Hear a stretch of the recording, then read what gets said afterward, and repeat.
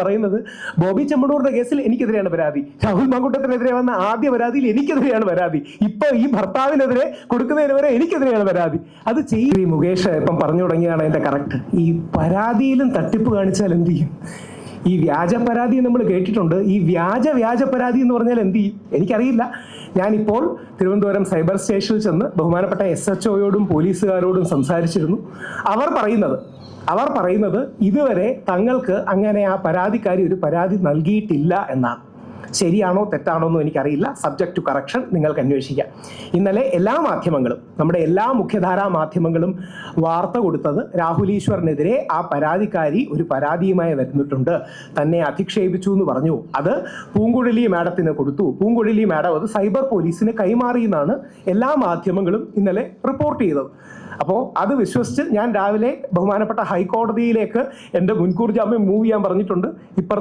ഇവിടുത്തെ അഡ്വക്കേറ്റിനോട് ഇനി അവർ ജാമ്യം ക്യാൻസൽ ചെയ്യാനാണ് സമീപിക്കുന്നതെങ്കിൽ ബഹുമാനപ്പെട്ട കോടതിയിൽ അപ്പിയർ ചെയ്യാൻ പറയുന്നുണ്ട്. അതായത് ഇപ്പോൾ എന്ന് പറഞ്ഞാൽ ഇപ്പോഴെനിക്ക് പറയാൻ പറ്റൂ, ഈ 11:15 ഞാൻ SHOയെ കണ്ടത്. അപ്പോൾ SHO പറയുന്നത് അവർക്ക് അങ്ങനെ ഒരു പരാതി ലഭിച്ചിട്ടില്ല എന്നാണ്. ഇതിൽ ആരാണ് സത്യം പറയുന്നതെന്ന് എനിക്കറിയില്ല, പക്ഷെ ഞാൻ സത്യം പറയുന്നതാണെന്ന് എനിക്ക് ഉറപ്പുണ്ട്. അതുകൊണ്ടാണ് ഞാൻ ആ സത്യം നിങ്ങളോട് പറയുന്നത്. ഞാൻ IPC 211 BNS 248 ഈ നമ്പറുകൾ നിങ്ങൾ ഉറപ്പായിട്ടും ഓർത്തു വെക്കണം. നിങ്ങളുടെ ലൈഫിൽ ഏറ്റവും ആവശ്യം വരുന്ന, പ്രത്യേകിച്ച് പുരുഷന്മാരാണെങ്കിൽ ഏറ്റവും ആവശ്യം വരുന്ന 2 നമ്പറുകളാണ്. ആ നമ്പർ BNS 248, IPC 211. ഞാൻ ഈ പത്രസമ്മേളനം വിളിക്കുന്നത് ബഹുമാനപ്പെട്ട പോലീസ് സ്റ്റേഷനിൽ ഓൾറെഡി ഈ പത്രസമ്മേളനത്തിന്റെ മീഡിയ കമ്മ്യൂണിക്കേഷന്റെ കോപ്പി അവരിൽ എത്തിച്ചിട്ടുണ്ട്, കംപ്ലൈന്റ് എത്തിച്ചിട്ടുണ്ട്. ഇവിടുത്തെ അഡ്വക്കേറ്റിന്റെ, ഹൈക്കോടതിയിലെ അഡ്വക്കേറ്റിന്റെ, സുപ്രീം കോടതിയിലെ അഡ്വക്കേറ്റിന്റെ വെരിഫിക്കേഷനും വാലിഡേഷനും കഴിഞ്ഞ് ലീഗൽ ഒപ്പീനിയൻ എടുത്ത് 3 കോടതികളിലെ അഡ്വക്കേറ്റ്സിന്റെ ലീഗൽ ഒപ്പീനിയൻ എടുത്ത് പറയുന്ന ഓരോ വാക്കും ഓരോ വരിയും കൃത്യമാകണം എന്നുള്ളത് കൊണ്ടാണ്. ആദ്യം പറയാനുള്ള 3 കാര്യങ്ങൾ. ഒന്ന്, എനിക്കറിയില്ല ആ കുട്ടി പരാതി കൊടുത്തു എന്ന അസംഷനിലാണ് ഞാൻ പറയുന്നത്. ഞാൻ ജാമ്യ വ്യവസ്ഥ ലംഘിച്ചു, രാഹുൽ ഈശ്വർ എന്നെ അധിക്ഷേപിച്ചു എന്ന് പറഞ്ഞ് ആ പരാതിക്കാരി പരാതി കൊടുത്തതായിട്ടാണ് മാധ്യമങ്ങൾ മറ്റും വാർത്ത നൽകിയിട്ടുള്ളത്. അത് പൂർണ്ണമായും തെറ്റാണ്. എനിക്ക് വീഡിയോ ചെയ്യുന്നതിന് കോടതി വിധിയിൽ യാതൊരു വിലക്കുമില്ല. മാധ്യമങ്ങളോട് സംസാരിക്കുന്നതിൽ കോടതി വിധിയിൽ യാതൊരു വിലക്കുമില്ല. ഇത് മനഃപൂർവ്വം തെറ്റിദ്ധാരണ ജനിപ്പിക്കുന്നതാണ്. 2, ഏറ്റവും പ്രധാനം, 16 ദിവസമാണ് ഞാൻ ജയിലിൽ കിടന്നത്. ഓർക്കണം, 16 ദിവസം. ഞാൻ കമ്പയർ ചെയ്ത് പറയല്ല. ഞാൻ ശ്രീ ദിലീപിനെയും ശ്രീ രാഹുൽ മാങ്കൂട്ടത്തിനെയും വേടനെയും എല്ലാം സപ്പോർട്ട് ചെയ്യുന്ന വ്യക്തിയാണ്. വേടനെതിരെ ഇത്രയധികം ആരോപണങ്ങൾ ഉണ്ടായിട്ട്, അതായത് റേപ്പ് അടക്കമുള്ള മൾട്ടിപ്പിൾ ആരോപണങ്ങളും ഡ്രഗ്സിന്റെ പൊസഷൻ ഉണ്ടായിട്ട് പോലും ഒരു ദിവസം പോലും വേടൻ ജയിലിൽ കിടന്നില്ല.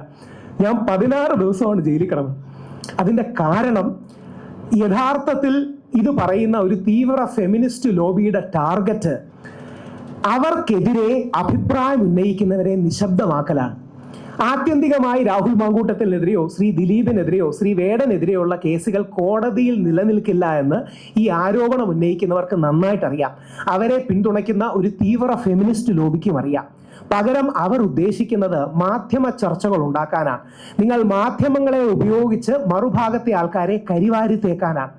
അവർക്ക് എന്തുകൊണ്ടാണ് എന്നോട് ദേഷ്യമെന്ന് പറഞ്ഞാൽ, അവർ ഈ മുമ്പോട്ട് വെക്കുന്ന മീഡിയ നറേറ്റീവ് ഞാൻ കുത്തിപ്പൊട്ടിക്കുന്നു എന്നല്ല, ഞാൻ പൊളിച്ചു കളയുന്നതുകൊണ്ടാണ്. നീ കുത്തിപ്പൊട്ടിക്കുന്നു എന്ന് പറഞ്ഞാൽ വേറെ ഏതെങ്കിലും അർത്ഥം വ്യാഖ്യാനി. അവർ മുമ്പോട്ട് വെക്കുന്ന മീഡിയ നറേറ്റീവുകൾ, അവർ മുമ്പോട്ട് വെക്കുന്ന ഈ ഡ്രാമ, അത് എക്സ്പോസ് ചെയ്യുന്നു എന്നുള്ളത് കൊണ്ടാണ് എന്നെ പോലുള്ളവരോട് ദേഷ്യം. അത് പല രീതിയിലുണ്ട്. അതിന്റെ ഒരു വ്യക്തിമാണ് മുകേഷിന്റെ ഒരു ശത്രു പോക്സോയിൽ പെടുത്താൻ മുകേഷിനെ കൊടുത്തു. ആത്യന്തികമായി കേസ് നിൽക്കില്ലെന്നറിയാം, പക്ഷെ മീഡിയയിലൊക്കെ ഒന്ന് വാർത്ത വരണം, ഇയാൾ അത്യാവശ്യം ഒന്ന് നാറണം, ഇയാൾ അത്യാവശ്യം ഒന്ന് മോശക്കാരനാകണം. ഇത് മാത്രമാണ് അതിന്റെ ലക്ഷ്യം. അപ്പോൾ ആ മീഡിയ നറേറ്റീവുകളെ എതിർക്കുന്നതായതുകൊണ്ടാണ്. 2, ഇതിൽ ഏറ്റവും സീരിയസ് ആയി നിങ്ങൾ ശ്രദ്ധിക്കേണ്ടത്, ആ പരാതിക്കാരിയുടെ ഹസ്ബൻഡ്, നിങ്ങൾ മീഡിയക്കാരെ മിനിഞ്ഞാന്ന് കണ്ടിരുന്നു, അയാൾ ഇന്നലെ ഒരു വീഡിയോ ഇട്ടിരുന്നു. ഞാൻ ആ വീഡിയോ എടുത്ത് കാണിക്കാത്തത് എനിക്ക് സുപ്രീം കോടതിയിലെ അഡ്വക്കേറ്റ് പറഞ്ഞു, ആ വീഡിയോ നിങ്ങൾ കാണിക്കണ്ട, അങ്ങനെയാണെങ്കിൽ നിങ്ങൾ അതിജീവിതയുടെ ഐഡന്റിറ്റി വെളിപ്പെടുത്തി എന്ന് വീണ്ടും പറയും. അതുകൊണ്ട് മാത്രമാണ് ആ പ്രത്യേക നല്ല ചെറുപ്പക്കാരൻ ഒരു വീഡിയോ ഇട്ടു. എന്നിട്ട് അതിൽ പരാതിക്കാരിയുടെ ഹസ്ബൻഡ് പറയുകയാണ്, രാഹുൽ മാങ്കൂട്ടത്തിനെതിരെ പരാതി കൊടുത്ത ആ പെൺകുട്ടിയുടെ ഭർത്താവ് പറയുകയാണ്, ഞാൻ വായിക്കാം കൃത്യമായിട്ട്, രാഹുൽ ഈശ്വർ തെറ്റൊന്നും ചെയ്തിട്ടില്ല. രാഹുൽ ഈശ്വറിനോട് ഈ പരാതി വന്നതിൽ ഞാൻ ഖേദം പ്രകടിപ്പിക്കുന്നു. അതായത് അയാൾ തെറ്റ് ചെയ്തു എന്നല്ല, പക്ഷേ ഇത്തരം പരാതി വരുന്നതിൽ ഞാൻ ഖേദം പ്രകടിപ്പിക്കുന്നു. എന്നിട്ട് ആ പെൺകുട്ടിയെക്കുറിച്ച് രൂക്ഷമായി 2-3 കാര്യങ്ങൾ പറഞ്ഞിട്ടുണ്ട്. അത് ഞാൻ പറയുന്നില്ല, എൻ്റെ അഡ്വക്കേറ്റ് പറഞ്ഞു കഴിയുന്നത്ര പരാമർശം പറയരുത്, അതുകൊണ്ട് ഞാൻ പറയുന്നില്ല. ഒന്ന് ആലോചിച്ച് നോക്കുക, നമ്മുടെ നാട്ടിൽ നടക്കുന്ന തട്ടിപ്പിന്റെ എക്സ്റ്റെന്റ്. ആ പെൺകുട്ടിയുടെ ഭർത്താവ് വന്ന് പ്രസ് മീറ്റുകൾ, പത്രക്കാരെ കണ്ടു, DGPക്കും മുഖ്യമന്ത്രിക്കും പരാതി കൊടുത്തു, അയാൾ വീഡിയോ ചെയ്തു. അതിനെ അടിസ്ഥാനപ്പെടുത്തി അയാളെ സപ്പോർട്ട് ചെയ്ത് യഥാർത്ഥത്തിൽ അയാളാണ് അതിജീവിതൻ. ഞാൻ രാഹുൽ മാങ്കൂട്ടത്തിനേക്കാൾ കൂടുതൽ പിന്തുണയ്ക്കുന്നത് ആ പാവപ്പെട്ട ചെറുപ്പക്കാരനെയാണ്. കാരണം അവന്റെ ജീവിതം തകർന്നു, അവന്റെ സമ്പത്ത് തകർന്നു, കല്യാണം കഴിച്ചിട്ട് അവന്റെ കുടുംബം തകർന്നു. അതുകൊണ്ട് അവനെ പിന്തുണയ്ക്കണമെന്ന് പറഞ്ഞിട്ട വീഡിയോ ഈ പെൺകുട്ടിക്ക് പ്രകോപിതമായി. കാര്യം എന്തുകൊണ്ടാണെന്നറിയാമോ? അവർ കല്യാണം കഴിച്ചതാണെന്നുള്ള വസ്തുത എല്ലാവരോടും ഒരു മറച്ചു വെച്ചു. 2, നിങ്ങളിൽ ചിലരെങ്കിലും ഓർമ്മ കാണും, ആ പെൺകുട്ടി പറഞ്ഞത് 4 ദിവസമേ കല്യാണമുള്ളായിരുന്നു, 1 മാസത്തിനകം കല്യാണം ഒഴിഞ്ഞുവെന്ന്. അത് 2 പച്ചക്കള്ളങ്ങളാണെന്ന് തെളിഞ്ഞില്ലേ? കല്യാണം ഒഴിഞ്ഞെങ്കിൽ, അല്ലെങ്കിൽ കല്യാണം ഒഴിയുക എന്നൊരു പരിപാടിയേ ഇല്ല, കല്യാണം ഒഴിഞ്ഞെങ്കിൽ എങ്ങനെയാ പെൺകുട്ടിക്ക് ഇപ്പോഴും ഒരു ഭർത്താവ് ഉണ്ടാകുക? ആ ഭർത്താവ് വന്ന് ആ പെൺകുട്ടിക്കെതിരെ പത്രസമ്മേളനം വിളിക്കുകയും വസ്തുതകൾ തുറന്നു പറയുകയും ചെയ്തതിന് ആ ഭർത്താവിനെതിരെ കേസ് കൊടുക്കാൻ പറ്റില്ല, പകരം എനിക്കെതിരെ ദേഷ്യം തീർക്കുകയാണ്. ഇത് ഒരു പാറ്റേൺ ആണ്. അതായത് നമ്മുടെ ബോബി ചെമ്മണ്ണൂറിന്റെ കേസിൽ നമ്മുടെ അഭിനേത്രി, എനിക്കിഷ്ടമുള്ള ഒരു അഭിനേത്രി, പേര് പറയാൻ പ്രശ്നമൊന്നുമില്ല, ഹണി റോസ് അടക്കമുള്ളവർ എനിക്കെതിരെയാണ് പരാതി കൊടുക്കുന്നത്. റിനി വന്ന് രാഹുൽ മാങ്കൂട്ടത്തിനെതിരെയല്ല എനിക്കെതിരെയാണ് പരാതി കൊടുക്കുന്നത്. ഈ പരാതിക്കാരി വന്ന് ആ പെൺകുട്ടിയുടെ ഭർത്താവിനെതിരെയല്ല എനിക്കെതിരെയാണ് പരാതി കൊടുക്കുന്നത്. അത് എന്തിനു വേണ്ടിയാണെന്നറിയാമോ? എതിർക്കുന്നവരെ നിശബ്ദമാക്കാൻ. സാമൂഹിക മാധ്യമങ്ങളിലടക്കം അവർക്ക് സൈബർ വിമർശനങ്ങളെ നേരിടാൻ പേടിയുള്ളത് കൊണ്ട് അത് നിശബ്ദമാക്കാനുള്ള ഒരു തന്ത്രമാണ്. ഇതൊരു പാറ്റേൺ ആണ്, നിങ്ങളത് ശ്രദ്ധിക്കണം. അതുകൊണ്ടാണ് ഞാൻ പറയുന്നത്, ബോബി ചെമ്മണ്ണൂറിന്റെ കേസിൽ എനിക്കെതിരെയാണ് പരാതി, രാഹുൽ മാങ്കൂട്ടത്തിനെതിരെ വന്ന ആദ്യ പരാതിയിൽ എനിക്കെതിരെയാണ് പരാതി, ഇപ്പൊ ഈ ഭർത്താവിനെതിരെ കൊടുക്കുന്നതിന് വരെ എനിക്കെതിരെയാണ് പരാതി. അത് ചെയ്യുന്നത് ഇത് ഞാൻ ജനങ്ങളുടെ മുമ്പിൽ തുറന്നു കാണിക്കുന്നു എന്നുള്ളത് കൊണ്ടാണ്. നിങ്ങൾക്ക് തന്നിരിക്കുന്ന അതിൽ എൻ്റെ ഫുൾ വീഡിയോയുടെ ട്രാൻസ്ക്രിപ്റ്റ്, ഓരോ വരിയെ കുത്ത് കോമ പറയുന്ന ട്രാൻസ്ക്രിപ്റ്റ് കൃത്യമായി കൊടുത്തിട്ടുണ്ട്. ഇതെന്തിനാ കൊടുത്തതെന്ന് പറഞ്ഞാൽ, കഴിഞ്ഞ തവണ പോലീസും പ്രോസിക്യൂഷനും കോടതിയിൽ ഞാൻ പറയാത്ത കാര്യങ്ങൾ പറഞ്ഞു എന്ന് കള്ളം പറഞ്ഞു. ഞാൻ പറയാത്ത കാര്യങ്ങൾ പറഞ്ഞു എന്ന് കള്ളം പറഞ്ഞപ്പോൾ എനിക്ക് സത്യം പറഞ്ഞാൽ ദേഷ്യം വന്നു. കാര്യം ഞാൻ സത്യം പറയുന്ന ഒരുത്തനാണ്. അതുകൊണ്ട് ഞാൻ കോടതിയിൽ നിന്ന് വിളിച്ചു പറഞ്ഞു, ഇയാൾ കള്ളം പറയുകയാണ്, പ്രോസിക്യൂഷൻ കള്ളം പറയുകയാണെന്ന് പറഞ്ഞു. പെട്ടെന്ന് പ്രോസിക്യൂട്ടർ അങ്ങനെ പുള്ളി പ്രതീക്ഷിച്ചില്ല, പുള്ളി ഒന്ന് പരിങ്ങിയിട്ട്, അല്ല അങ്ങനെയൊക്കെ തോന്നുന്ന രീതിയിൽ രാഹുൽ ഈശ്വർ പറഞ്ഞു. അതായത് കോടതി പറഞ്ഞിട്ട് പ്രോസിക്യൂഷൻ പറയണം, അങ്ങനെയൊക്കെ തോന്നുന്ന രീതിയിൽ രാഹുൽ ഈശ്വർ പറഞ്ഞു. അതുകൊണ്ട് വള്ളി പുള്ളി വിടാതെ ആ ട്രാൻസ്ക്രിപ്റ്റ്. ഇനി നിങ്ങളോട് ആത്മാർത്ഥമായി ഞാനൊരു ചോദ്യം നിങ്ങളുടെ മനസ്സിൽ ചോദിക്കുകയാണ്. ഈ അധിക്ഷേപം എന്ന് പറഞ്ഞില്ലേ, ഞാൻ എന്ത് അധിക്ഷേപിച്ചെന്ന് ഏതെങ്കിലും ഒരു വാക്കെങ്കിലും നിങ്ങൾ കേട്ടോ? ഇവരുടെ ഫോട്ടോ ഞാൻ ഷെയർ ചെയ്തോ? ഇവരുടെ ഐഡന്റിറ്റി ഡിസ്ക്ലോസ് ചെയ്തോ? ആദ്യം ആ 2 വകുപ്പുകളാണ് പോലീസുകാരിട്ടത്. ഇത് 2 നിലനിൽക്കില്ല എന്ന് കണ്ടപ്പോൾ വളരെ വേഗമായിട്ടൊരു വകുപ്പ്, സെക്ഷലി കളേർഡ് റിമാർക്സ് കാരണം അധിക്ഷേപിച്ചു. ഏത് സെക്ഷലി കളേർഡ് റിമാർക്ക്? പോലീസ് കോടതിയിൽ അത് പറയുന്നില്ല, പകരം അധിക്ഷേപിച്ചത് വളരെ ഗൗരവതരമായ കുറ്റമാണ്, ഇയാൾക്ക് ജാമ്യം കൊടുക്കരുത്. നമ്മുടെ നാട്ടിൽ നടക്കുന്ന, പ്രത്യേകിച്ച് നാളെ നിങ്ങൾ മീഡിയക്കാർക്ക് ഏറ്റവും കൂടുതൽ യൂസ് ചെയ്യാൻ കഴിയുന്ന ഒരു കാര്യമാണ്. ഏതെങ്കിലും ഒരു കാര്യം പറഞ്ഞാൽ എന്നെ ലൈംഗികമായി അധിക്ഷേപിച്ചു, അല്ലെങ്കിൽ അധിക്ഷേപ വീഡിയോ ചെയ്തു, നാളെ നിങ്ങൾക്കെതിരെ വരില്ലേ ഒരു അധിക്ഷേപ വാർത്ത ചെയ്തു എന്ന് പറഞ്ഞാൽ പോരെ? അതിന് 16 ദിവസം, അത് ഇലക്ഷനൊക്കെ ആയതുകൊണ്ട് കൂടി ആയിരിക്കാം, 16 ദിവസം ഞാൻ ജയിലിൽ കിടക്കേണ്ടി വന്നു. ഇതിന്റെ പ്രശ്നം സ്ത്രീ സുരക്ഷ എന്ന ആശയത്തെ ഇവർ ദുരുപയോഗം ചെയ്യുകയാണ്. ഇനി 2, ആ വീഡിയോയിലെ തുടക്കത്തിൽ പറയുന്നത് എന്താ അറിയാം? അതിജീവിത എന്ന വാക്ക് വളരെ പ്രധാനമാണ്. അതിജീവിത എന്ന വാക്കിന് അതിൻ്റെതായ ഒരു മൂല്യവും വിലയുമുണ്ട്. ആ വാക്ക് നമ്മൾ മിസ്യൂസ് ചെയ്യരുത്. മിസ്യൂസ് ചെയ്യുന്നതാണ് ഈ പരാതിക്കാരി. അതുകൊണ്ടാണ് അവരെ വ്യാജ അതിജീവിത എന്ന് വിളിക്കുന്നത്. ഇനി 2, നിങ്ങൾ തന്ന ആ പേജിലെ കോടതി ഉത്തരവ് ദയവായി ഒന്ന് നോക്കാം. ഇത് രാഹുൽ ഈശ്വറിന്റെ അല്ല, ഇത് ബഹുമാനപ്പെട്ട കോടതി രാഹുൽ മാങ്കൂട്ടത്തിന് ജാമ്യം നിഷേധിച്ച ഉത്തരവാണ്. രാഹുൽ മാങ്കൂട്ടത്തിന് ജാമ്യം കൊടുത്ത ഉത്തരവല്ല, രാഹുൽ മാങ്കൂട്ടത്തിന് ജാമ്യം നിഷേധിച്ച ഉത്തരവാണ്. അതിൽ പേജ് നമ്പർ 14 ബഹുമാനപ്പെട്ട കോടതി പറയുന്നു, ഈ പരാതിക്കാരി പറയുന്ന പീഡന ആരോപണം നിലനിൽക്കില്ല എന്ന്. ഈ പരാതിക്കാരി പറയുന്ന പീഡന ആരോപണം നിലനിൽക്കില്ല എന്ന്. പിന്നെ അവരെങ്ങനെ അതിജീവിതയാകുന്നത്? അതിജീവിത എന്ന വാക്കിനൊക്കെ ഒരു വിലയില്ലേ? ചുമ്മാ അടുത്തങ്ങ് പ്രയോഗിക്കുകയാണോ? ഏതെങ്കിലും പരാതി ആരെങ്കിലും ആർക്കെതിരെ കൊടുത്താൽ അവർ ഓട്ടോമാറ്റിക്കലി അതിജീവിതയാവൂ? ഈ ഈ അതിജീവിത എന്ന വാക്ക് നമ്മുടെ നിയമ സംവിധാനം നമ്മുടെ സമൂഹത്തിന് തരുന്നത് ഒരു പെണ്ണിന്റെ മാനവും പ്രൈവസിയും സ്വകാര്യതയും സംരക്ഷിക്കാനും അവൾ ജീവിതത്തിൽ നടത്തിയ പോരാട്ടങ്ങളെ ഹൈലൈറ്റ് ചെയ്ത് കാണിക്കാനുമാണ്. അതുകൊണ്ടാണ് ശ്രീ ദിലീപിനെ തെറ്റായി ഡ്രാഗ് ചെയ്യപ്പെട്ട കേസിൽ, പൾസർ സുനി ശിക്ഷിക്കപ്പെട്ട കേസിൽ നമ്മുടെ നടി ഒരു അതിജീവിതയാണ്. നമുക്കെല്ലാം പ്രിയപ്പെട്ട ആ നടി ഒരു ദുരനുഭവം നേരിട്ടു, അതിന് തെളിവുകളുണ്ട്, കോടതി അവരെ ശിക്ഷിച്ചു, അവരൊരു അതിജീവിതയാണ്. ഈ സ്ത്രീ എങ്ങനെയാണ് അതിജീവിതയാകുന്നത്? ഈ സ്ത്രീ അതിജീവിത അല്ല എന്നും അതിജീവിത എന്ന പീഡന ആരോപണത്തിൽ ഉന്നയിക്കപ്പെട്ട വ്യക്തി അല്ല എന്നും ബഹുമാനപ്പെട്ട കോടതിയുടെ ഉത്തരവ് വരികയാണ്. എന്നിട്ട് പോലും നിങ്ങൾ മാധ്യമങ്ങൾ എങ്ങനെയാണ് അവരെ അതിജീവിതയാക്കുന്നത്? പരാതിക്കാരി എന്ന് വിളിക്കാം, പ്രശ്നമൊന്നുമില്ല. ഇനി ഇത് പരാതിക്കാരിയാണോ എന്നും അറിയില്ല. ഇനി ഒരു കാര്യം കൂടെ, നിങ്ങൾ മീഡിയ പറ്റിച്ചതാണോ എന്നും എനിക്കറിയില്ല. അതായത് നിങ്ങൾ മീഡിയക്കാരെ വിളിച്ച് സമ്മർദ്ദതന്ത്രമായി പരാതി കൊടുക്കുന്നു എന്ന് പറഞ്ഞുകൊണ്ട് മീഡിയക്കാരെ നാച്ചുറൽ റിപ്പോർട്ട് ചെയ്യും. എനിക്കറിയില്ല, മീഡിയക്കാരെ തന്നെ ചോദിച്ചാൽ മതി. ഞാനപ്പോൾ രാവിലെ തന്നെ പോയി പരാതി കൊടുക്കുകയും, ഞാൻ ദൈവത്തെ ഓർത്ത് ഇത് പറയുന്നതിന്റെ റീസൺ എന്താ അറിയാമോ? എനിക്ക് ജയിലിൽ കിടക്കുന്ന പുത്തരിയല്ല, ഞാൻ ശബരിമല കേസിനും കിടന്നിട്ടുള്ളതാണ്. 2-3 തവണ ശബരിമല കേസിനിട്ടു. അന്ന് നിരാഹാര സത്യാഗ്രഹം നടത്തി. ഇത് ചെയ്യുന്നതൊന്നും എൻ്റെ വീട്ടിൽ അരി മേടിക്കാനല്ലല്ലോ, ഇത് ചെയ്യുന്നത് എന്തെങ്കിലും എനിക്ക് വ്യക്തിപരമായ ഗുണമുണ്ടാവാനല്ലല്ലോ, ഏതെങ്കിലും ഒരു കോസിന് വേണ്ടിയല്ലേ. കഴിഞ്ഞ തവണ ശബരിമല കേസിൽ എന്നെ അറസ്റ്റ് ചെയ്തിട്ടപ്പോൾ നിങ്ങൾ ആരെങ്കിലും കരുതിയോ 4-1 എന്ന 5 അംഗ ബെഞ്ചിന്റെ സുപ്രീം കോടതി വിധിന്യായം മാറും? ഇന്ത്യയുടെ 5 അംഗ ഭരണഘടനാ ബെഞ്ച് സുപ്രീം കോടതി ശബരിമലക്കെതിരെ ഒരു വിധിന്യായം തന്നത് മാറുമെന്ന് ഈ നാട്ടിലെ ആരെങ്കിലും കരുതിയോ?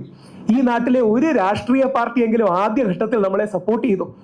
എല്ലാവരും, രാഷ്ട്രീയ പാർട്ടികളല്ല, പ്രത്യേകിച്ച് നമ്മുടെ മാധ്യമ സുഹൃത്തുക്കളടക്കം സൈഡിൽ നിന്ന് പുച്ഛിക്കുകയും പരിഹസിക്കുകയും ചെയ്യുകയായിരുന്നു.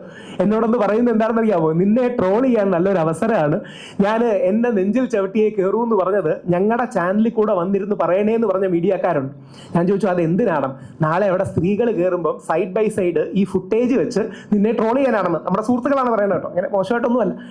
അന്ന് നിങ്ങൾ ആരെങ്കിലും വിചാരിച്ചോ ഇന്ത്യയുടെ സുപ്രീം കോടതിയുടെ വിധിന്യായം മാറുമെന്ന്? അത് മാറിയതിന്റെ കാരണം നമ്മൾ പറയുന്ന സത്യമാണ്. ആ സത്യം എന്ന് പറഞ്ഞാൽ നിങ്ങൾക്ക് വേരിഫൈ ചെയ്യാൻ കഴിയുന്ന, തൊട്ടു നോക്കാൻ കഴിയുന്ന സത്യമാണ്. ഇത് തന്നെ ആലോചിച്ച് നോക്കുക, എന്നെ 16 ദിവസം ജയിലിലിട്ടതിന് എന്തെങ്കിലും ന്യായമുണ്ടോ? ഒരു ന്യായവും ഇല്ല. ഞാൻ ഫോട്ടോ ഷെയർ ചെയ്തു, പോലീസുകാരെ, പക്ഷെ ഇത്രയും അത്യാവശ്യം നന്നായി സംസാരിക്കുന്ന ആൾക്കാരാണ് ഞാനും മുകേഷും ഒക്കെ. പക്ഷെ പോലീസ് ചോദിച്ച ഒരു ചോദ്യത്തിന് മുമ്പിൽ കഴിഞ്ഞ തവണ ഞാൻ അടിപതറിപ്പോയി, അത് സത്യമാണ്. പോലീസുകാരൻ എന്നോട് ചോദിച്ചു, ഞാനൊരു AI ഫോട്ടോ ഇട്ടിരുന്നു. ആ പോലീസുകാരൻ എന്നോട് ചോദിക്കുകയാണ്, ഇത് തൻ്റെ ഫോട്ടോ ആണെന്ന് പരാതിക്കാരിക്ക് തോന്നിയാൽ അല്ല എന്ന് ഞങ്ങൾ എങ്ങനെ പറയും? ഞാൻ പറഞ്ഞു, സാറേ അതെന്താ അങ്ങനെ ഉദ്ദേശിച്ചത്? അല്ല, ഇത് എൻ്റെ ഫോട്ടോ ആണെന്ന് ആ പരാതിക്കാരിക്ക് തോന്നുക, അല്ല എന്ന് ഞങ്ങൾ എങ്ങനെ പറയും? അതുകൊണ്ട് നിങ്ങളുടെ ലാപ്ടോപ്പും മൊബൈൽ ഫോണും വേണം, അത് FSLന്റെ റിപ്പോർട്ട് വരണം. എൻ്റെ ഓഫീസ് ലാപ്ടോപ്പാണ് കൊണ്ടുപോയത്, എൻ്റെ മൊബൈൽ ഫോണാണ് കൊണ്ടുപോയത്. ഞാൻ വീണ്ടും 1.5 ലക്ഷം രൂപ മുടക്കി വേറെ ലാപ്ടോപ്പും മൊബൈൽ ഫോണും ഒക്കെ മേടിച്ചു. ഇനി അത് ഒരു 3, 4, 5, 6 മാസം കഴിഞ്ഞ് കിട്ടുകയായിരിക്കും. അപ്പോൾ പ്രൊസീജിയർ വഴി മെനക്കെടുത്തുക, ഇതാവരുത് നമ്മുടെ നിയമം. അതായത് ഏതെങ്കിലും രീതിയിലുള്ള ചട്ടങ്ങളും നടപടികളും വഴി പ്രൊസീജിയർ ഉപയോഗിച്ച് ഒരു വ്യക്തിയെ ഹരാസ് ചെയ്യുക, മെനക്കെടുത്തുക എന്നുള്ള സ്ട്രാറ്റജിയിലേക്ക് പോകരുത് എന്നുള്ളതാണ്. പെട്ടെന്ന് ഞാനിതിൽ 2-3 പോയിന്റുകൾ വായിച്ച് നിങ്ങളുടെ ഇതിലേക്ക് വരാം. രാഹുൽ മാങ്കൂട്ടത്തിലിന്റെ കേസിലെ പരാതിക്കാരി, ദൈവത്തെ ഓർത്ത് പരാതിക്കാരി, ഇരയല്ല, അതിജീവിതയല്ല, പരാതിക്കാരി മാത്രമാണ്. രാഹുൽ ഈശ്വർ പറയുന്നതല്ല, കോടതിയുടെ വിധിയാണ്. അവരൊരു പരാതിക്കാരിയാണ്. ആ പരാതിക്കാരിയെ നിങ്ങൾ അതിജീവിത എന്ന് വിളിക്കുമ്പോൾ യഥാർത്ഥ അതിജീവിതകളോട് നിങ്ങൾ അനീതി ചെയ്യുകയാണ്. കാര്യം യഥാർത്ഥത്തിൽ വേദനയും വിഷമവും അനുഭവിച്ച, യഥാർത്ഥത്തിൽ പീഡനം അനുഭവിച്ച സ്ത്രീകളോട് നിങ്ങൾ അനീതി ചെയ്യുകയാണ്. രാഹുൽ മാങ്കൂട്ടത്തലിന്റെ കേസിലെ പരാതിക്കാരി എനിക്കെതിരെ വ്യാജ പരാതി ഉന്നയിച്ചത് സംബന്ധിച്ച് ഞാൻ പോലീസിൽ പരാതി നൽകി. ഈ 2 സെക്ഷൻസ് ദൈവത്തെ ഓർത്ത് എല്ലാ ആണുങ്ങളും, പ്രത്യേകിച്ച് കുടുംബവും അല്ലെങ്കിൽ കുട്ടികളും സഹോദരങ്ങളും മക്കളും എന്താ പറയണേ ഭർത്താവും ബോയ്ഫ്രണ്ടും അല്ലെങ്കിൽ അച്ഛനും ഒക്കെയുള്ള സ്ത്രീകളും ഓർത്തിരിക്കണം. IPC 211, BNS 248. കള്ള പരാതി കൊടുത്ത് ഒരാളെ ഇൻജുറി ചെയ്യാൻ ശ്രമിച്ചു അല്ലെങ്കിൽ ഒരാളെ കള്ള പരാതിയിൽ കൊടുക്കാൻ ശ്രമിച്ചു എന്നുള്ളതിന്റെ വകുപ്പുകളാണ്. എനിക്കെതിരെയുള്ള സെക്ഷന് 1 വർഷമേ തടവുള്ളൂ. ഈ സെക്ഷന് 3 വർഷം മുതൽ 5 വർഷം വരെ തടവുള്ള സെക്ഷനാണ്. ഇവരത് സ്വീകരിച്ച് പരാതി എടുക്കുമെന്നൊന്നും എനിക്ക് പ്രതീക്ഷയില്ല കേട്ടോ, പക്ഷെ അത് കൊടുത്തിടണം. ഇത് പോലീസുകാർ ഇതിനെതിരെ നടപടി എടുക്കുമെന്നുള്ള വലിയ പ്രതീക്ഷയൊന്നും അല്ല. അത് പോലീസുകാരുടെയും കുറ്റമല്ല, നമ്മുടെ സിസ്റ്റത്തിന്റെ പ്രശ്നമാണ്. ആ 211 BNS 248 പ്രകാരം ഞാൻ പരാതി കൊടുത്തു.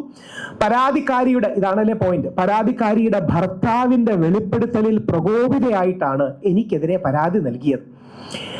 രാഹുൽ ഈശ്വർ തെറ്റൊന്നും ചെയ്തിട്ടില്ല, രാഹുൽ ഈശ്വറിനോട് ഖേദം പ്രകടിപ്പിക്കുന്നുവെന്ന് ഭർത്താവിന്റെ വീഡിയോ വന്നിട്ടുള്ള വസ്തുതയും ചൂണ്ടിക്കാട്ടും. ഡിസംബർ 4, 2025 രാഹുൽ മാങ്കൂട്ടത്തിന് ജാമ്യം നിഷേധിച്ച വിധി പ്രകാരം പരാതിക്കാരി അതിജീവിതയല്ല. ഈ അവസരത്തിൽ പീഡനാരോപണം നിലനിൽക്കില്ല എന്ന് 14-ാം പേജിൽ കോടതി തന്നെ ചൂണ്ടിക്കാട്ടിയിട്ടുണ്ട്. നിർബന്ധിത ഗർഭചിത്രം മാത്രമേ നിലനിൽക്കൂ. അതിന് ഈ അതിജീവിത എന്ന് പറയുന്ന ഐഡന്റിറ്റി ഡിസ്ക്ലോസ് ചെയ്യുന്ന വകുപ്പിന്റെ പ്രൊട്ടക്ഷനും ഇല്ല. അതായത് ആരുടെ പേരാണ് നമുക്ക് പറഞ്ഞുകൂടാത്തത്, ആരെയാണ് അതിജീവിത എന്നോ വിക്ടിമെന്നോ ഇരയെന്നോ വിളിക്കുന്നത്? സെക്ഷലി റിലേറ്റഡ് ഒഫൻസസിന് പാത്രീഭവിച്ച അല്ലെങ്കിൽ സെക്ഷലി റിലേറ്റഡ് ഒഫൻസ് ഏത് പെൺകുട്ടിക്കെതിരെ നൽകിയോ അവളെയാണ് നമ്മൾ സർവൈവർ എന്നോ അല്ലെങ്കിൽ നമ്മൾ ഇരാന്നോ ഒക്കെ വിളിക്കുന്നത്. ഇത് യഥാർത്ഥത്തിൽ ആ സെക്ഷനിൽ വരുന്നൊരു കാര്യമല്ല. അതുകൊണ്ട് തന്നെ ആ 14-ാം പേജിന്റെ ഫോട്ടോസ്റ്റാറ്റ് കോപ്പിയും അത് ഹൈലൈറ്റ് ചെയ്തിട്ടുണ്ട്. ഇനി ഏറ്റവും പ്രധാനം, ദൈവത്തെ ഓർത്ത് മാധ്യമങ്ങൾ അവളോടൊപ്പം അല്ല നിൽക്കേണ്ടത്, അവനോടൊപ്പവും അല്ല നിൽക്കേണ്ടത്. മാധ്യമങ്ങൾ നിൽക്കേണ്ടത് സത്യത്തോടൊപ്പമാണ്. ഈ അവളോടൊപ്പമൊന്നും അവനോടൊപ്പമൊന്നും പറയാതെ സത്യം എന്താണോ, നാളെ ജെനുവിൻ പീഡന പരാതികൾ വരാം, അവരോടൊപ്പം നമ്മൾ നിൽക്കണം. നാളെ യഥാർത്ഥത്തിൽ അങ്ങനെയാണ് കുൽദീപ് സിംഗ് സെങ്കാർ എന്ന് പറയുന്ന ദേശീയ തലത്തിൽ ഉണ്ണാവോ റേപ്പ് കേസിലെ വ്യക്തി. ആ പെൺകുട്ടിയെ പീഡിപ്പിച്ചു, ആ പെൺകുട്ടിയുടെ അച്ഛനെ കൊന്നു, ആ പെൺകുട്ടിയുടെ 2 റിലേറ്റീവ്സിനെ കൊന്നു. അയാളാണ് ഇപ്പോഴും ഒരു MLA ആണ്, അയാളാണ് ഇപ്പോഴും ജയിലിൽ കിടക്കുന്നത്. ഒരു ആലോചിച്ച് നോക്കുക, അതിന്റെ തീവ്രത ആലോചിച്ച് നോക്കുക. ഒരു പെൺകുട്ടിയെ ജോലിക്ക് വന്നു എന്ന് പറഞ്ഞ് ആ സമയത്ത് റേപ്പ് ചെയ്തു, ഈ കേസ് കൊടുത്തു എന്ന് പറഞ്ഞ് ആദ്യം അച്ഛനെ കൊടുക്കാൻ നോക്കി, എന്നിട്ട് അച്ഛനെ പോലീസ് കസ്റ്റഡിയിൽ കൊന്നു, പിന്നീട് ഇവരുടെ 2 ബന്ധുക്കള് ആക്സിഡന്റ് ഉണ്ടാക്കി അവരെ കൊന്നു. അങ്ങനെ ഒരു MLA നമ്മുടെ സുപ്രീം കോടതിയുടെ വിമർശനമേറ്റ് അത് കിടക്കുന്നുണ്ട്. അതാണ് ഈ അർണബ് ഗോസ്വാമിയൊക്കെ ഇടയ്ക്കിടയ്ക്ക് ഹൈലൈറ്റ് ചെയ്ത്. ജെനുവിൻ കേസുകളുണ്ട്, ഇല്ലെന്ന് ആരും പറയുന്നില്ല.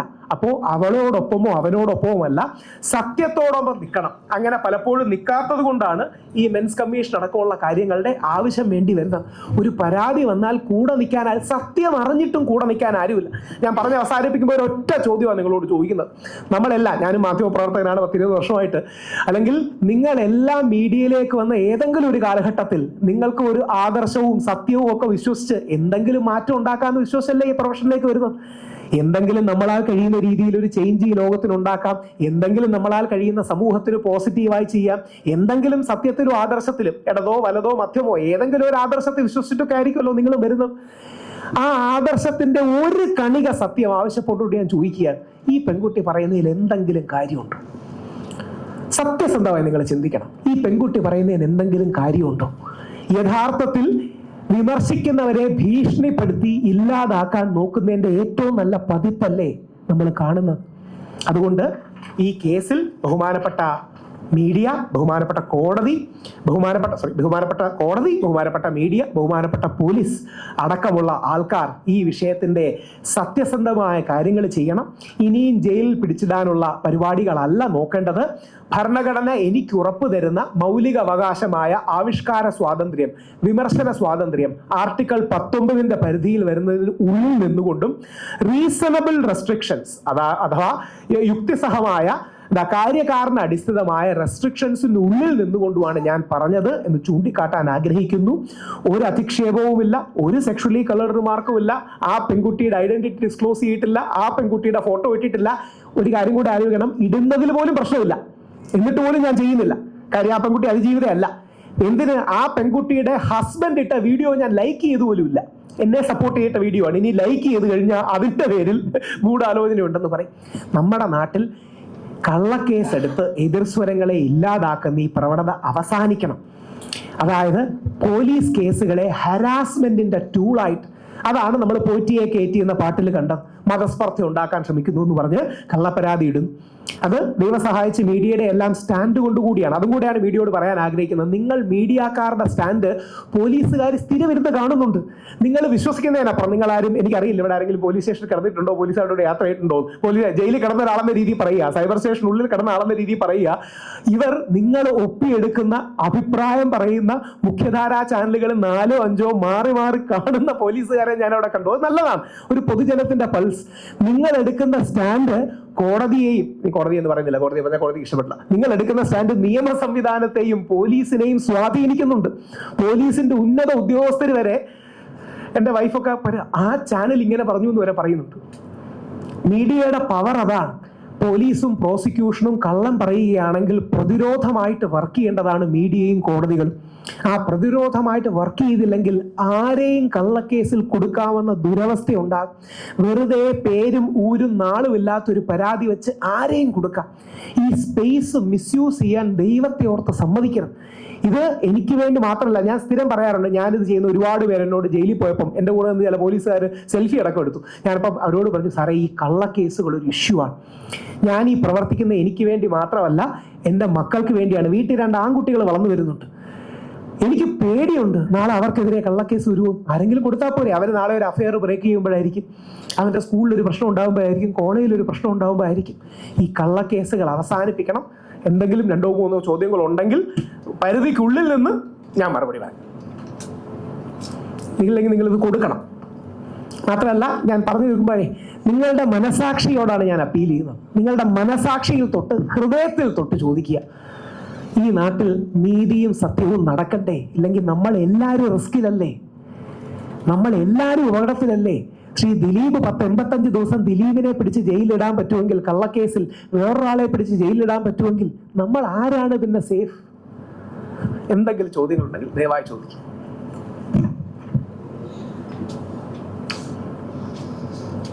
നിങ്ങൾ തീർച്ചയായും ചോദിക്കണം. ഏതെങ്കിലും പറഞ്ഞതിന് എതിരഭിപ്രായം ഉണ്ടോ അനുകൂല അഭിപ്രായം ഉണ്ടെങ്കിലും ചോദിക്കണം. പിന്നെ ദയവായി ഒന്ന് വിളിച്ച് അന്വേഷിക്കണം, ആ പരാതി വന്നു. മീഡിയയിൽ കണ്ടിട്ടാണ് ഞാനിപ്പോൾ ഹൈക്കോടതിയിൽ ഞാൻ ഓൾറെഡി മൂവ് ചെയ്തു. ഹൈക്കോടതിയിൽ ഇപ്പം നമ്മൾ സംസാരിക്കുമ്പോൾ ഹൈക്കോടതിയിൽ മുൻകൂർ ജാമ്യത്തിന് മൂവ് ഉണ്ട്. കാര്യം കഴിഞ്ഞ പ്രാവശ്യം നോട്ടീസ് തരാതെ അറസ്റ്റ് ചെയ്തു. എന്നിട്ട് നോട്ടീസ് കൊടുത്തു എന്ന് കോടതി കള്ളം പറഞ്ഞു. നമ്മൾ കോടതികളിൽ കള്ളം പറഞ്ഞു തുടങ്ങിയാൽ പിന്നെ എന്താ അവസ്ഥ?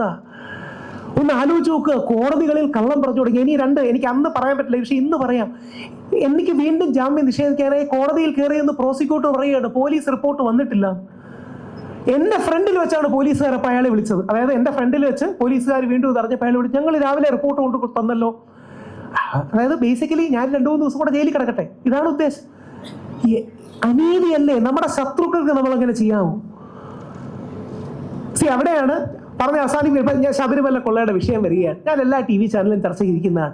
ഞാൻ CPM-നെ അനുകൂലിക്കുന്ന വ്യക്തിയല്ല, CPM വിരുദ്ധനാണ്, ഇടത് വിരുദ്ധനായ ഒരു വലതുപക്ഷ ഹിന്ദു ആക്ടിവിസ്റ്റാണ് ഞാൻ. പക്ഷെ ഒരിക്കലും കടകംപള്ളി സാറിനെ കടന്നാക്രമിക്കില്ല. കാര്യം കോടതി അങ്ങനെ പറഞ്ഞിട്ടില്ല. എനിക്ക് ശക്തമായ എതിർപ്പുള്ള വ്യക്തിയാണ് ശ്രീ പിണറായി വിജയൻ അവർ, നമ്മുടെ മുഖ്യമന്ത്രി. പുള്ളി കാരണം 3-4 പ്രാവശ്യം എന്നെ അറസ്റ്റ് ചെയ്തിട്ടുണ്ട്, ശബരിമല കേസ് അടക്കം. ഞാൻ ആഴ്ചകളോളം ജയിലിൽ കിടന്നിട്ടുണ്ട്. പക്ഷേ അദ്ദേഹത്തിനെതിരെ ഇല്ലാത്തൊരു കള്ളം ഞാൻ പറയില്ല, കോടതി വിധി വരാതെ. എന്തുകൊണ്ടാണ്? ചില മാന്യതകൾ നമ്മൾ കീപ്പ് ചെയ്യണ്ടേ? ഇല്ലെങ്കിൽ എന്താ അവസ്ഥ? അതായത് ഇപ്പം സംഭവിക്കുന്നത് അറിയോ? കിട്ടിയ ഒരു വരി പരമാവധി വിപുലീകരിച്ച് മറുഭാഗത്തെ ആക്രമിക്കുക. രാഹുൽ മാങ്കൂട്ടത്തിൽ ആ സ്ത്രീയെ കൊന്നു കളയുമെന്ന് വരെ പറഞ്ഞു. അങ്ങനെയല്ല പുള്ളി പറഞ്ഞത്. പക്ഷേ നമ്മുടെ മുഖ്യമന്ത്രിയാണ് ഇലക്ഷന്റെ ദിവസം എന്ന് പറയുന്നത്. അദ്ദേഹത്തിന് രാഷ്ട്രീയ താല്പര്യങ്ങൾ കാണാം, പക്ഷേ നമുക്കത് ഉണ്ടാവരുതല്ലോ. കാര്യം ഇത് ആർക്കെതിരെയും പ്രയോഗിച്ചുകൂടെ? ഇപ്പൊ ശ്രീ ദിലീപിന്റെ കേസ്, ശ്രീ ദിലീപ് നിരപരാധിയാണെന്ന് കോടതി പറഞ്ഞു. ഒരു വിഭാഗം മാധ്യമങ്ങൾ അദ്ദേഹത്തെ വിടാൻ തയ്യാറാണ്. എന്തെങ്കിലും തെളിവ് കയ്യിലുണ്ടായിട്ടാണ്? കാര്യം ഇതങ്ങ് വ്യാപകമായി പ്രചരിപ്പിക്കുക. ഇനി അതും കൂടെയാണ്, ഇതാണ് എന്നോട് ദേഷ്യം. കാര്യം ഞാൻ ഇവരുടെ മീഡിയ നറേറ്റീവുകൾ പൊളിക്കുന്നു. അത് ബോബി ചെമ്മണ്ണൂറിന്റെ കേസിൽ, രാഹുൽ മാങ്കൂട്ടത്തലിന്റെ കേസിൽ, ഇന്നലെ ആ ചെറുപ്പക്കാരന്റെ കേസിൽ പരാതിക്കാര് പറയുന്ന മീഡിയ നറേറ്റീവുകൾ പൊളിക്കുന്നു. പരാതിക്കാരെ, ഈ പുരുഷന്മാരെ അധിക്ഷേപിക്കാനോ ടാർണിഷ് ചെയ്യാനോ അനുവദിക്കുന്നില്ല. ഞാൻ അവർക്ക് വേണ്ടി എന്നാൽ കഴിയുന്ന ഒരു കവചം പോലെ പ്രവർത്തിക്കുന്നു. ഇതാണ് ദേഷ്യം. ഇത് തന്നെയാണ് മുകേഷിന്റെ കേസിൽ സംഭവിച്ചത്. ഇത് തന്നെയാണ് വേറൊരാളുടെ കേസിൽ സംഭവിക്കുന്നത്. അതുകൊണ്ട് ദൈവത്തെ ഓർത്ത് നിങ്ങൾ ഏതെങ്കിലും ഒരു ചോദ്യമെങ്കിലും ചോദിക്കണം. ഞാൻ അവസാനിപ്പിക്കാം. ഇല്ലെങ്കിൽ എന്താ അറിയാമോ, ഈ കാര്യങ്ങൾ ജനങ്ങൾ അറിയണം. ഞാനിപ്പോൾ ഞാനും മുകേഷും ഒക്കെ മിഷൻ മെൻസ് കമ്മീഷന് വേണ്ടി പോരാടുന്നവരാണ്. മുകേഷിന്റെ എതിരെ ഒരു വ്യാജ പരാതി വന്നപ്പം ഫ്രണ്ട് പേജിൽ വാർത്ത, പരാതി തെറ്റാണെന്ന് കോടതി പറഞ്ഞ് ആ സെക്ഷൻ എടുത്തു മാറ്റിയപ്പോൾ വാർത്തയില്ല. നാളെ മുകേഷൻ നായർന്ന് ഗൂഗിളിൽ അടിച്ചു നോക്കിയാൽ ഈ വ്യാജ പോക്സോ കേസല്ലേ വരുള്ളൂ. ഇയാളുടെ വീട്ടിലും അമ്മയില്ലേ? ഇയാളുടെ വീട്ടിലും മക്കളില്ലേ? അങ്ങനെ ഒരു അവസ്ഥ നിങ്ങൾക്ക് വന്ന് ആലോചിച്ച് നോക്കൂ. നിങ്ങളൊരു വ്യാജ പോക്സോ കേസിൽ പെട്ടുപോയിന്നിരിക്കട്ടെ, നിങ്ങൾക്കെതിരെ ഇതേപോലെ വ്യാജ പരാതി വന്നു എന്നിരിക്കട്ടെ. നാളെ നമ്മൾ ഗൂഗിളിലോ ഫേസ്ബുക്കിലോ സോഷ്യൽ മീഡിയയിലോ പോകുമ്പം മുകേഷൻ നായർ പോക്സോ പ്രതി, ഇങ്ങനെയാണ് ഫോട്ടോ. എനിക്കിന്ന് ഓർമ്മയുണ്ട്, മുകേഷ് മീശയൊക്കെ വരിച്ചു. ഇത് ജീവിതത്തിലെ അനുഭവിക്കുമ്പോഴേ അതിന്റെ വേദന മനസ്സിലാവും. നമ്മുടെ മകനോ നമുക്കോ നമ്മുടെ സഹോദരനോ അച്ഛനോ ഒക്കെ അങ്ങനെ കള്ള ആരോപണം വരുമ്പോഴേ നമുക്കിതിന്റെ പൊള്ളൽ മനസ്സിലാവും. ഞാൻ കോടതിയിൽ ശബ്ദമുയർത്തി സംസാരിച്ചതിന് അവിടുത്തെ അഡ്വക്കേറ്റ്സ് ഒക്കെ എന്നെ വിമർശിച്ചു. ഞാൻ പറഞ്ഞു, സാറേ നമുക്ക് നേരെ കള്ളാരോപണം വരുമ്പോഴേ നമുക്ക് ഇതിന്റെ പൊള്ളലറിയും. ഞാൻ പറയാത്ത കാര്യങ്ങൾ പ്രോസിക്യൂട്ടർ കോടതിയിലോ എന്ന് പറയുക. ഞാൻ ബഹളം വെച്ച് പറയണം, സാർ അങ്ങനെ ദാറ്റ്സ് റോങ്, ഹീസ് ലൈയിങ് എന്ന് പറഞ്ഞപ്പോൾ പ്രോസിക്യൂട്ടർ അപ്പം മാറ്റി. അങ്ങനെയൊക്കെ തോന്നുന്ന രീതിയിൽ പറയുന്നുണ്ട്. ചാനൽ ചർച്ചകളിൽ പറയുന്നത് പോലെയാണ് കോടതി മുറികളിൽ പറയുന്നത്. എന്നിട്ട് ഭയങ്കര, എന്നിട്ട് അടുത്ത കള്ള ഇയാളൊരു നിരന്തര കുറ്റവാളിയാണ്, അയാളൊരു ഭയങ്കര സീരിയസ്. അപ്പൊ കോടതി ചോദിച്ചു എന്താ കേസെന്ന്. അത് വേറെ ചില കേസുണ്ടെന്ന്. ശബരിമല കേസാണ് നിൽക്കുന്നത്. അപ്പോൾ കോടതി എന്നിട്ട് എന്റെ വിധിന്യായത്തിൽ എഴുതിയിട്ടുണ്ട്, ഒരു ഡീറ്റെയിൽസ് ഞങ്ങൾ ഇതിനോട് പറഞ്ഞിട്ടില്ല. ഇത് തന്നെയാണ് രാഹുൽ മാങ്കൂട്ടത്തിന്റെ കേസിൽ ബാംഗ്ലൂരിൽ നിന്ന് പുതിയൊരു വ്യാജ പരാതി കൊണ്ടുവന്നല്ലോ, ആ കാര്യത്തിലും ചെയ്ത്. എന്നിട്ട് കോടതി എന്ത് പറഞ്ഞു? ഇതിൽ ഞങ്ങൾക്ക് സംശയമുണ്ട്. കോടതി എന്താ പറഞ്ഞത്? ഇതിൽ ഞങ്ങൾക്ക് സംശയമുണ്ട്. ഈ ട്രാപ്പ് ചെയ്യുന്ന പരിപാടി അവസാനിപ്പിക്കണ്ടേ? ദയവായി ആലോചിക്കുക. ഏതെങ്കിലും ഒരു ചോദ്യം, ഒരു കാര്യം കൂടെ പറയണം. നമ്മള് ഇന്ന് രാവിലെ ഇദ്ദേഹം SHOക്ക് പരാതി കൊടുക്കാൻ പോയപ്പോഴാണ് അറിയുന്നത് ഇത് ഇങ്ങനൊരു പരാതി SHOക്ക് കിട്ടിയിട്ടില്ലെന്ന് അദ്ദേഹം പറഞ്ഞത്. അത് അപ്പം റിട്ടേൺ ആയിട്ടുള്ള ഒരു കംപ്ലൈന്റോ അല്ലെങ്കിൽ അങ്ങനെ ഒരു കംപ്ലൈന്റ് കിട്ടിയിട്ടില്ല എന്നാണ് പറയുന്നത്. അപ്പം ഇല്ലാത്ത പരാതിയുടെ പേരിലാണ് ഈ ഒരു വാർത്ത വന്നിരിക്കുന്നത് എന്ന് പറയുന്നത് രാവിലെ നമ്മൾ തന്നെ ഞെട്ടിപ്പോയി ആ ഒരു കാര്യം അറിഞ്ഞപ്പോൾ. ഈ ഒരു കാര്യത്തിൽ എനിക്ക് പറയാനുള്ളത്, നമ്മൾ മിഷൻ മെൻസ് കമ്മീഷനുമായിട്ട് നമ്മൾ മുന്നോട്ട് വരുന്നത് ഒരു ആശയമായിട്ട് മുന്നോട്ട് വരാൻ തന്നെ കാരണം ഇതുപോലുള്ള വ്യാജ പരാതികളാണ്. ഞാൻ അതിൻ്റെ അകത്തൊരു വിക്ടിമും കൂടെ ആയതുകൊണ്ട്, വിക്ടിം രാഹുലിനൊക്കെ നേരിട്ട് അറിയാവുന്നതാണ്. ഒരു ആൾക്ക് എന്നോടുള്ള ദേഷ്യത്തിന്റെ പേരിൽ ഒരു വ്യാജ പരാതി കൊടുക്കുന്നു, അത് ഗംഭീരമായ വാർത്ത. പക്ഷെ കോടതിയിൽ അത് തെളിയിക്കാൻ പറ്റുന്നില്ല. കോടതിയിൽ എനിക്ക് എടുത്തു കളയാണ്.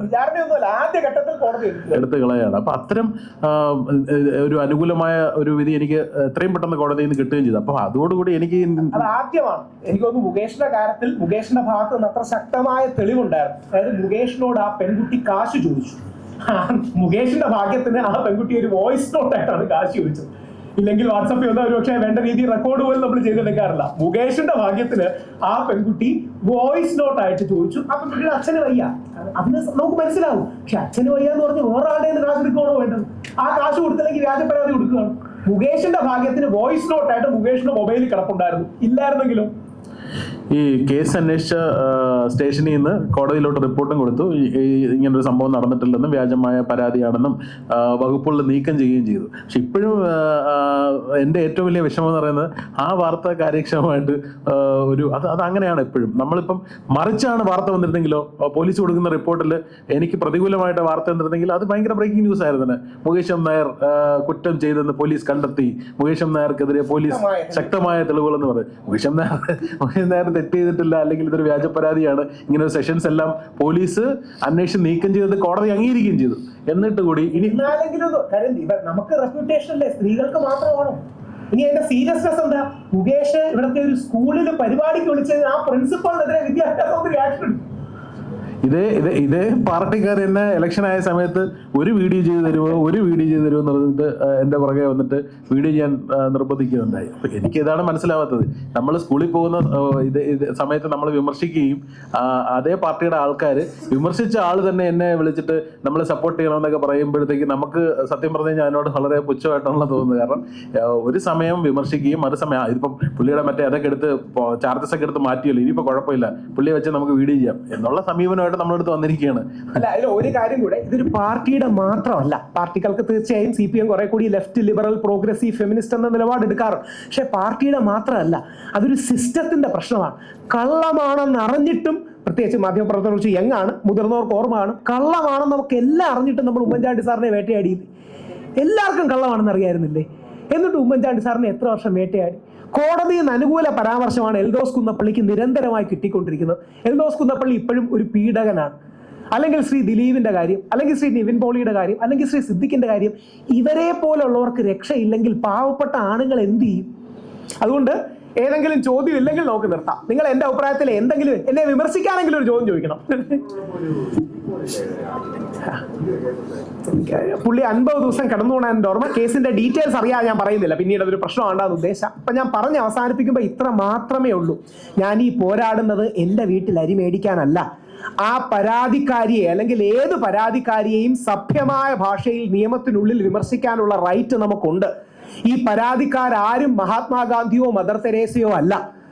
ഇവരെല്ലാം സാധാരണ ആൾക്കാരാണ്. സുപ്രീം കോടതിയുടെ വിധിന്യായങ്ങളെ പോലും ബഹുമാനത്തോടെ വിമർശിക്കാൻ റൈറ്റുള്ള ഈ നാട്ടിൽ പരാതിക്കാരികളെ ഏതെങ്കിലും അവരുടെ തെറ്റായ നിലപാടിന്റെ പേരിൽ വിമർശിച്ചു എന്ന് പറയുന്നതിൽ 16 ദിവസമൊക്കെ ജയിലിലിടുന്നത് കഷ്ടമാണ്. ദൈവത്തെ ഓർത്ത് നിങ്ങൾ നമ്മുടെ SHO അടക്കം ഒന്ന് വിളിച്ച് ചോദിക്കണം. വേറൊന്നും കൊണ്ടല്ല, എൻ്റെ പരാതി ഇപ്പോൾ അവർ അവിടെ വെച്ചിട്ടുണ്ട്. അവർ സ്വീകരിച്ചോ എന്ന് എനിക്കറിയില്ല. പരാതി വെച്ചിട്ടുണ്ട്. ഞാനതുകൊണ്ട് തുണ ആപ്പിലടക്കം കൂടെ കയറി ഈ പരാതി ഇട്ട് ഒരു രജിസ്റ്റർ നമ്പർ മേടിക്കുന്നുണ്ട്. ഈ പരാതി ഉണ്ടോ ഇല്ലയോ എന്ന് എനിക്കറിയില്ല. ഞാൻ രാവിലെ ഹൈക്കോടതിയിലേക്ക് മൂവ് ചെയ്തിട്ടുണ്ട്. ഇനി ഹൈക്കോടതിയിലേക്ക് മൂവ് ചെയ്തു, ഇനിയും ഹൈക്കോടതി പരാതി ഉണ്ടോ എന്ന് ചോദിക്കുമ്പോൾ രാഹുൽ ഈശ്വറിന് തിരിച്ചടി പറഞ്ഞു കൊടുക്കരുത്. അതായത് രാഹുൽ ഈശ്വറിന് തിരിച്ചടി മുൻകൂർ ജാമ്യം കോടതി നൽകിയില്ല. അതായത് പരാതി ഉണ്ടോ ഇല്ലയോ എന്ന് ഈ നിമിഷവും വ്യക്തമല്ല. ദൈവത്തെ ഓർത്ത് ഞാനോ മുകേഷോ ആണുങ്ങളോ നിങ്ങളുടെ മകൻ, നിങ്ങളുടെ സഹോദരൻ, നിങ്ങളുടെ സുഹൃത്ത്, നിങ്ങളുടെ അച്ഛൻ അല്ലെങ്കിൽ നിങ്ങളുടെ ബന്ധുക്കളിൽ ഒരാളാണെന്ന് കൂടെ കൺസിഡർ ചെയ്യണം. ഒറ്റ കാര്യം കൂടെ, ഈ വ്യാജ പോക്സോ കേസ് കൊടുത്തവർക്കെതിരെ നടപടി എടുത്തിട്ടില്ല, കേസ് രജിസ്റ്റർ ചെയ്തിട്ടില്ല. പിന്നെയാണ് ഇനി ഇത് ചെറിയ മുകേഷ് പറഞ്ഞ കറക്റ്റാണ്. വ്യാജ പോക്സോ എന്ന് കോടതി പറഞ്ഞ കേസിൽ, മുകേഷിന്റെ കേസിൽ വ്യാജ പരാതി എന്ന് കോടതി കണ്ടെത്തിയ ശ്രീ ഉമ്മൻചാണ്ടിയുടെ കേസിൽ, ആ സ്ത്രീയുടെ പേര് ഞാൻ പറയാറുണ്ട് സാധാരണ, ഇപ്പം പറയുന്നില്ല, ഇനി അതിന്റെ പേര് അടുത്ത പ്രശ്നം വേണ്ട. ആ സ്ത്രീക്കെതിരെ എടുത്തിട്ടില്ല ഒരു 164 മജിസ്ട്രേറ്റിന് മുമ്പിൽ കള്ളം പറഞ്ഞു, 164 സ്റ്റേറ്റ്മെന്റ് കള്ളത്തരത്തിൽ കൊടുത്തു. അവർക്കെതിരെ എന്തെങ്കിലും പരാതി എടുത്തു? ഗ്രീഷ്മ കൊന്നത് ശരിയാന്ന് പറഞ്ഞ KR മീര മാഡം വലിയ എഴുത്തുകാരിയാണ്, അവരുടെ എഴുത്തിനൊക്കെ വലിയ ബഹുമാനമാണ്. ഷാരനെ കൊന്നത് നന്നായി, ചില സമയത്ത് അങ്ങനെ വിഷം കലക്കി കൊടുക്കേണ്ടി വരും എന്ന് പോലും പറഞ്ഞൊരു വ്യക്തിക്കെതിരെ എന്തെങ്കിലും FIR ഇടുന്നില്ല. ഞാൻ 16 ദിവസമാണ് ജയിലിൽ കിടന്നത്. ഓർത്തോണം, ഒരാളെ കൊല്ലുന്നതിനെ വിഷം കലക്കി കൊടുക്കുന്നതിനെ ന്യായീകരിച്ച മീര മാഡത്തിനെതിരെ കേസില്ല. അല്ലെങ്കിൽ റേപ്പ് ആരോപണം ചെയ്തു എന്ന് മൾട്ടിപ്പിൾ ആരോപണങ്ങളും ഡ്രഗ്സും ഉള്ള വേടന്റെ പേരിൽ എന്താ പറയണേ, വേടൻ ജയിലിൽ പോകുന്നില്ല. രാഹുൽ ഈശ്വർ പോകുന്നതിന്റെ കാര്യം പുരുഷന്മാർക്ക് കവചമായി നിൽക്കാൻ ഞങ്ങളെ പോലുള്ള കുറെ പേരുണ്ട്, ഞങ്ങളെ ദുർബലപ്പെടുത്താനുള്ള ശ്രമമാണ്. അതുകൊണ്ട് അവസാനിപ്പിക്കുമ്പോൾ ഒറ്റ കാര്യം മാത്രം, നിങ്ങളുടെ മനസ്സിലെ സത്യസന്ധതയോടാണ് ഞാൻ അപ്പീൽ ചെയ്യുന്നത്. നിങ്ങളുടെ മനസ്സിലെ ആ സത്യസന്ധത, മനസാക്ഷി, നീതി, ഇത് നമ്മൾ പോരടിച്ചില്ലെങ്കിൽ നാളെ നിങ്ങളുടെ മക്കളും നമ്മളും അടക്കം സേഫ് അല്ലെന്ന് ഓർപ്പിപ്പിക്കുന്നു. ജയ് ഗാന്ധി, ജയ് ഹിന്ദ്.